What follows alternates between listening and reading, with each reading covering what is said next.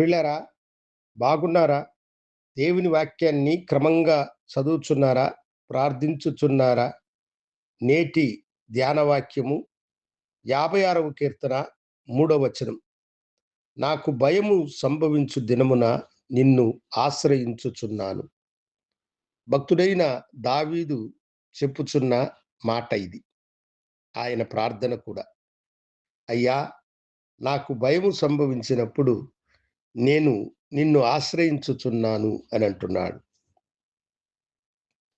మహా చక్రవర్తి, ఇశ్రాయేలుల యొక్క సర్వాధికారము కలిగిన రాజు ఆయన.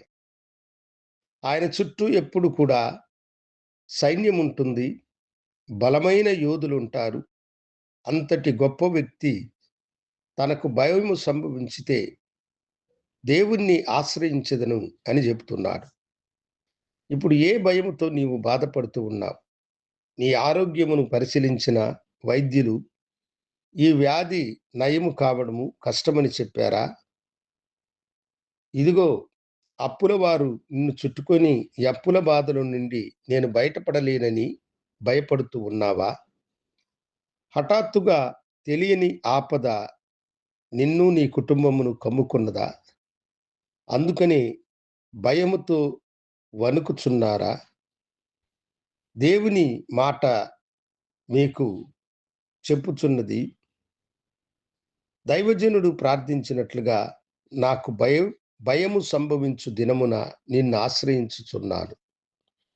నీకు భయము కలిగితే ప్రభు దగ్గరికి వెళ్ళి ఆయనను ఆశ్రయించు. నీ భయములన్నిటినీ పోగొట్టి నిన్ను ఆశీర్వదించే గొప్ప దేవుడు ఆయన. నీకు సహాయకుడైనటువంటి దేవుడు. నీకు భయము కలిగినప్పుడు దేవుడే నీకు సహాయకుడుగా ఉంటాడు. ఆయనను ఆశ్రయించు. ఆయన మిమ్ములను కాపాడువాడు. సముద్రం మీద ప్రభువు నడుస్తూ వెళుతూ ఉన్నాడు. ఆయన శిష్యులు అంతకు మునుపే ఒక చిన్న దోణిలో ప్రయాణమైపోతూ ఉన్నారు. యేసు యొక్క ఆకారంను చూచి వారు మొదట భూతమని భయపడ్డారు. యేసు నేనే అని చెప్పినప్పుడు పేతురు, ప్రభువా, నేను కూడా నడిచి వస్తానని చెప్పాడు. ప్రభువు రమ్మని అతనికి చెప్పాడు.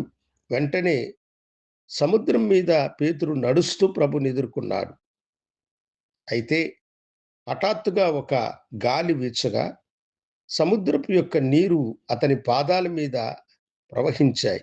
అయ్యో, సముద్రం మీదన నేనున్నానన్న భయం అతనిలో ఎప్పుడైతే కలిగిందో అతడు మునిగిపోసాగినాడు.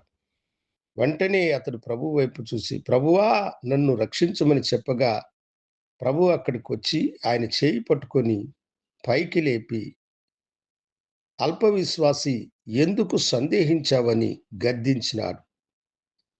మీకు కలిగిన భయమును పోగొట్టువాడు ప్రభువు. మునిగిపోయే పేతురు మొరపెట్టినట్టుగా మీరు ప్రభువుని ఆశ్రయించండి.